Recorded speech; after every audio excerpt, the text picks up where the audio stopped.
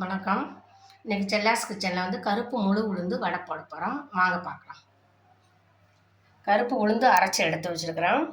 இது கூட கொஞ்சம் அரிசி மாவு கொஞ்சம் கலந்துக்கணும். ஒரு அரை கப்பு ஒரு கப்பு. அடுத்து வெங்காயம், பச்சை மிளகாய் நறுக்கி வச்சது, கொத்தமல்லி தழை,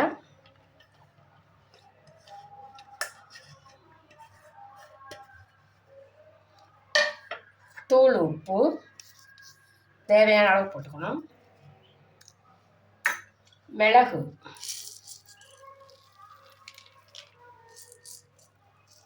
எல்லாம் ஒன்றா போட்டு பிசைஞ்சிடலாம்.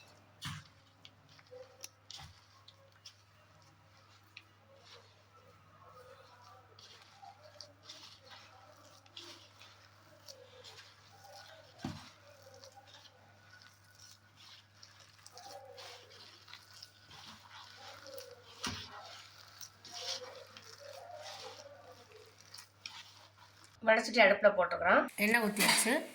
உருண்டை எடுத்து நல்லா ஓட்டை போட்டு எண்ணெயில் போட்டுறோம்.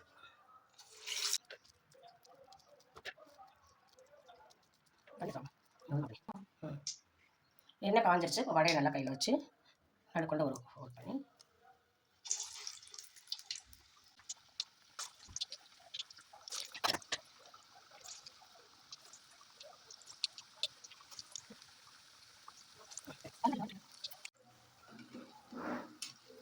வடை வெந்துருச்சு, எடுத்துடலாம்.